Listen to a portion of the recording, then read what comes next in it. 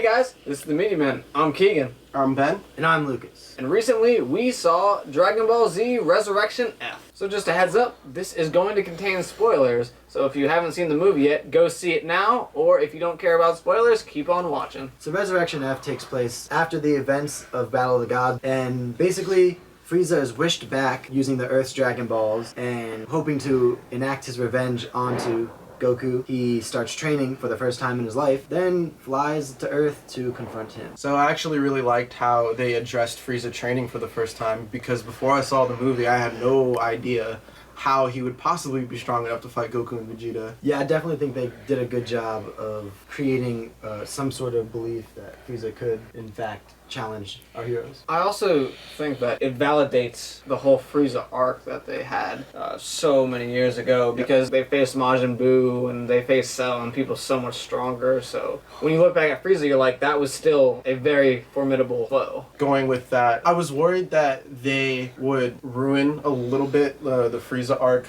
in the original Dragon Ball Z, just because we had no idea that he hadn't even trained at that point. He was just naturally that strong. I'm really glad that they kept in line with the rest of the series. So as expected, the action in the movie was phenomenal, and you actually got more than you got in Battle of the Gods, which was nice because that was some people's complaints about Battle of the Gods. They definitely made it more prevalent and at the forefront of this movie. You got a good dose of what Dragon Ball Z is all about. I was very enamored with the action in this movie. I thought they did a lot more of it, and I also like that they didn't dwell too much on the side characters. And by side characters, I mean like Emperor Pilaf and his goons. But at the same time, the parts that did include Emperor Pilaf and his goons, they were very funny and entertaining, and actually the humor throughout the movie was just as prevalent as Battle of the Gods, along with the action that was more prevalent. So you really got the best of both worlds. And I like that they brought up the point of there being two wishes that the mighty Shenron can make, and just gave it away to Emperor Pilaf and his goons. I like the sass that the dragon gave back to Sorbet too when he was being disrespectful. I thought that was pretty funny. And the dragon looked terrifying. If I saw that, I would not be commanding it to do things. Yeah, you know, we've seen him so many times throughout the show, you would think he'd be less, like,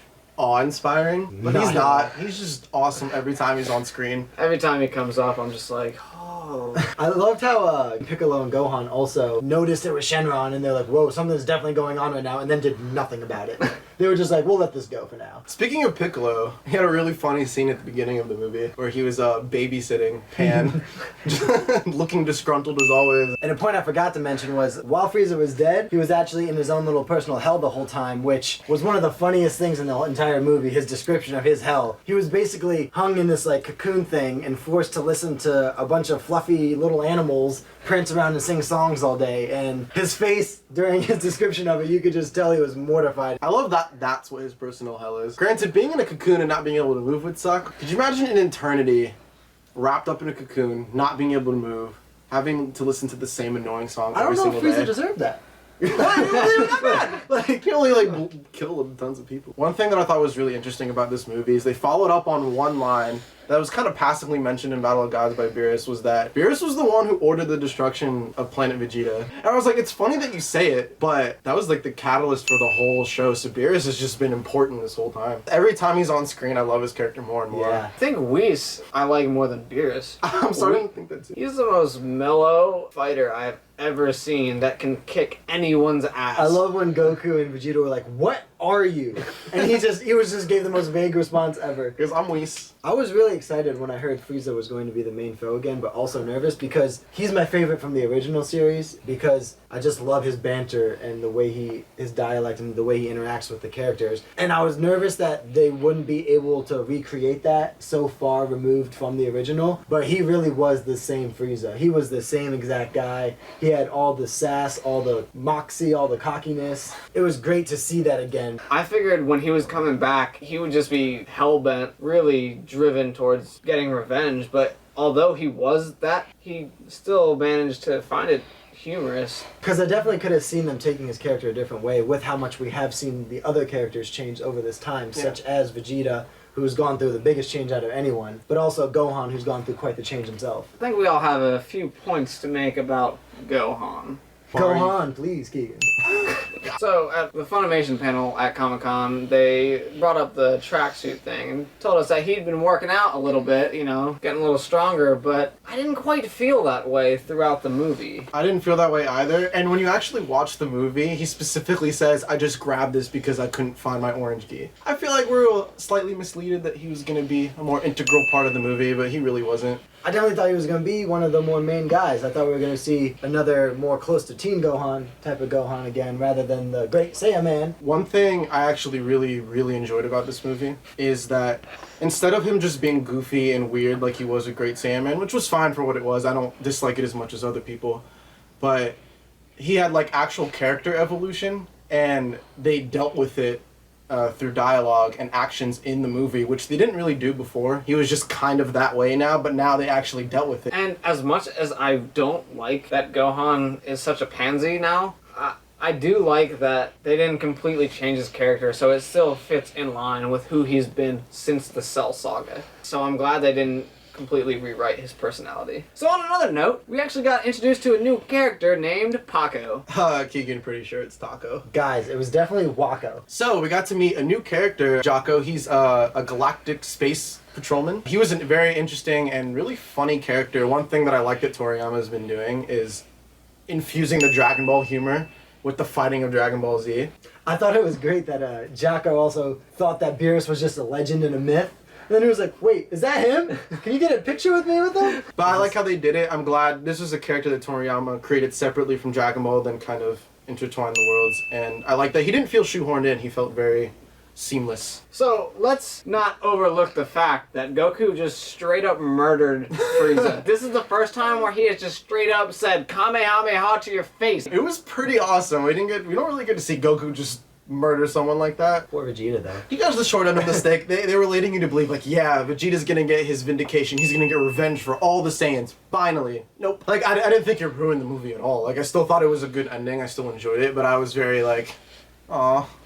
Poor Vegeta. Like, I felt bad for him more so than I was upset about it. Also, going into that, for how Goku ended up saving the day again was very interesting, and I'm very interested to see where they go with this. I hope that they don't use this fact in the future, you know, as a writer's tool to get them out of whatever situation. But I do like in this specific situation that it felt like Whis was still mentoring them, and it was kind of part of the learning process. I don't think he'll do it again because it was part of the mentoring process. And, you know, if they fuck up once, Whis was there to be like, okay, change this. This is how you should have handled it. But I don't think he's going to keep being like, oh, I'll just keep being a safety net for you. The thing that I liked about Goku learning this specific lesson in the movie was that Vegeta's kind of been telling him this since they fought Frieza, like, don't show your worst enemies mercy because they will take advantage of that. I thought it was really interesting that there was actually a little character development in Frieza because he had a backup plan. He wasn't 100% sure that he was going to win. He actually thought that there was a chance that he could lose. He wasn't so sure of himself that he didn't learn from the experience fighting him the first time. I thought that they never really felt endangered enough to the point where they were scared for their lives or for their friends' lives. And this is just my take on it. I felt that Frieza needed to be more formidable, not more powerful, because there were points where he was overpowering Goku, but they knew they were never in any serious danger and that they had the upper hand in the long run.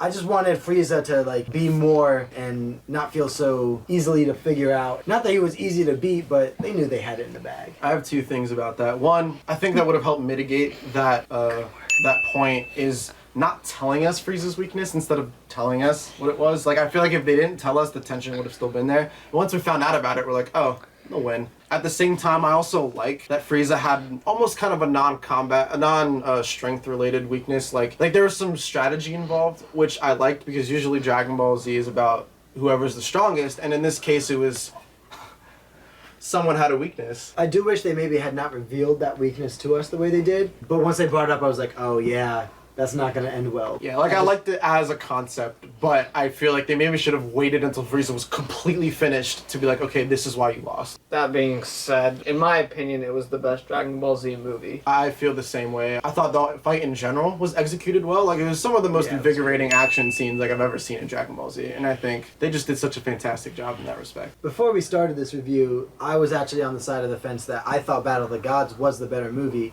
but as we talked and discussed this throughout, I think I've switched sides. I think I'm going to go with this is the better movie because just thinking back on it, it had more. The only thing that it really lacked in was the exposition that Battle of the Gods had. As much as I like setting things up, seeing how they play out after being set up, this movie, the climax was in the movie and you saw it happen. I felt as if this movie just completely excelled. So if you haven't seen the movie yet and stuck around through all of this, just know that nothing that we can say will amount to actually watching it and seeing the action scenes. Definitely go check this movie out. And if you stuck around this long and you've already seen the movie and you have anything to say about what we said, go ahead and comment. And make sure to follow us on Twitter, the link shown below. So go ahead and hit subscribe and hit like. That's it for the Media Men, signing off. Subscribe!